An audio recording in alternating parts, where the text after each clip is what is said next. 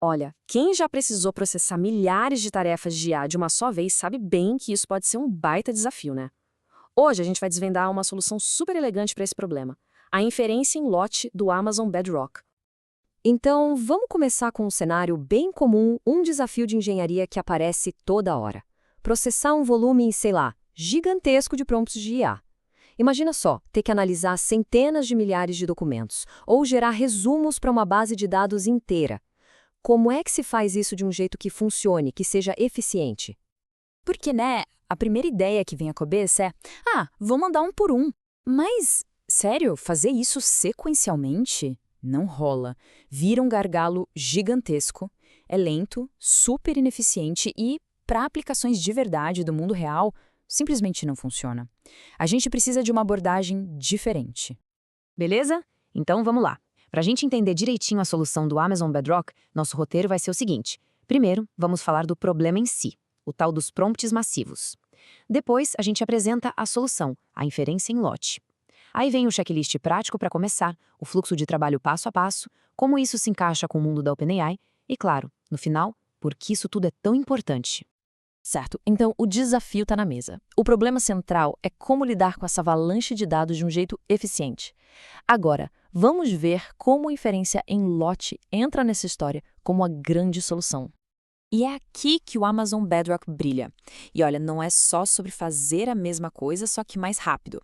É uma abordagem fundamentalmente diferente, pensada para otimizar e escalar de verdade o processamento de prompt. A palavra mágica aqui, gente, é assíncrono. Pensa assim, é como mandar um e-mail em vez de fazer uma ligação. Você não precisa ficar esperando na linha, sabe?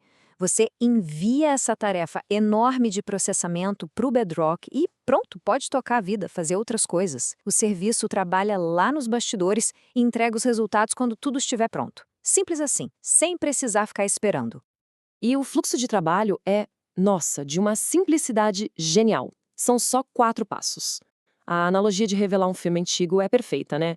Você prepara seus dados, que são os negativos, envia o trabalho com uma única chamada de API, como se estivesse deixando o rolo na loja, e depois é só buscar os resultados prontinhos. Zero complicação. Exato. E que nem um piloto antes de decolar, tem um checklist rapidinho para garantir que nosso job de inferência em lote vai rodar lisinho sem turbulência. É uma preparação bem simples, mas que faz toda a diferença. E esse checklist é super direito. Olha só. Primeiro, um bucket AC3 para os dados de entrada. É dali que o Bedrock vai pegar os prompts para trabalhar. Segundo, um outro bucket AC3 separado para a saída, que é onde os resultados vão aparecer. Terceiro, as permissões de IAM, que é o que garante que o Bedrock possa ler de um lugar e escrever no outro como segurança. E por último, que é opcional, dá para configurar uma VPC se for preciso uma camada extra de segurança na rede. Agora vamos dar uma olhada no formato dos dados de entrada.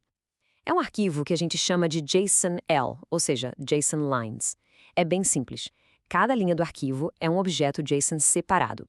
E a estrutura dentro de cada linha é moleza. Tem um Record ID, que é um identificador único para a gente poder rastrear cada prompt, e o campo Model Input, que tem, adivinha? Exatamente o mesmo corpo que seria mandado numa chamada de API normal para o modelo. Super direto ao ponto. Ok, preparação feita, dados no formato certo, agora vamos acompanhar a jornada completa de um job de inferência em lote, desde o momento em que a gente aperta o play até a entrega dos resultados lá no final. E o ciclo de vida do job é bem intuitivo, bem fácil de acompanhar. Primeiro, claro, a gente cria o job. A partir daí, dá para monitorar o status e saber se ele está em andamento, se já terminou ou se deu algum erro. E se precisar cancelar no meio do caminho? Tranquilo, tem uma opção para parar o job. E quando tudo acaba, é só correr para o abraço, quer dizer, para o Bucket S3 para pegar os resultados. E o que vem de volta é exatamente o que a gente precisa, sem surpresas. O Bedrock pega o seu registro de entrada, com aquele Record ID e o Model Input que você mandou, e simplesmente adiciona um campo novo, um Model Output. É aí que está a resposta do modelo. Simples, previsível e super fácil de processar depois. Mas não é só isso. O bucket de saída ainda tem uma surpresinha bem útil. Além dos arquivos com os resultados, o Bedrock gera um arquivo de manifesto. Pensa nele como um relatório final do job, um resumão. Ele diz quantos registros deram certo, quantos falharam e, olha que legal, a contagem total de tokens de entrada e saída. Isso é fantástico para controlar os custos e analisar a performance.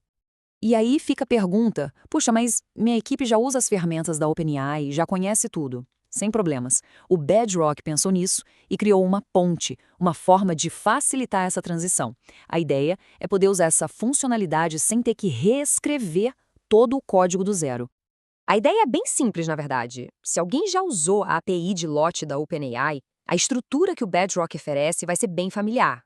Mas, atenção, porque existem algumas diferenças importantes na implementação que a gente precisa ficar de olho. E a principal mudança, o pulo do gato, está em como os parâmetros são enviados. Quando se usa essa interface compatível com a OpenAI, algumas informações cruciais, tipo o ID do modelo e a role do IAM, não vão no corpo da requisição, como seria o normal no Bedrock. Em vez disso, elas são passadas como cabeçalhos HTTP, os famosos headers. É um detalhe pequeno, mas que é fundamental para fazer a integração funcionar direitinho. Beleza, agora que a gente já viu como tudo funciona, vamos dar um passo atrás e olhar o quadro geral. Porque, afinal, a inferência em lote é uma virada de jogo para quem trabalha com IA em larga escala. Basicamente, o impacto se resume a 3 pilares gigantes. Primeiro, eficiência. Orquestra-se um trabalho imenso com uma única requisição. Acabou aquele monte de chamadas. Segundo, escalabilidade. O Bedrock cuida de toda a complexidade da infraestrutura por trás das cortinas, então dá para processar volumes absurdos de dados sem dor de cabeça. E terceiro, e não menos importante, custo-benefício. Para aquelas tarefas que não precisam de resposta na hora, em tempo real, esse jeito de trabalhar é muito, mas muito mais econômico. E a gente não está falando de um ganho pequeno, incremental. A gente está falando da capacidade de processar milhões, eu disse milhões, de registros de um jeito totalmente gerenciado e otimizado. Para qualquer projeto sério de análise de dados em larga escala, isso é um salto gigantesco de produtividade e capacidade. E essa capacidade toda, claro, abre um universo de possibilidades. Desde analisar pilhas de documentos em escala, até gerar dados sintéticos ou resumir arquivos de conteúdos gigantescos. Então a pergunta que fica no ar é: com esse poder todo de processamento em massa na mão, que tipo de problema que antes parecia impossível, agora a gente consegue resolver?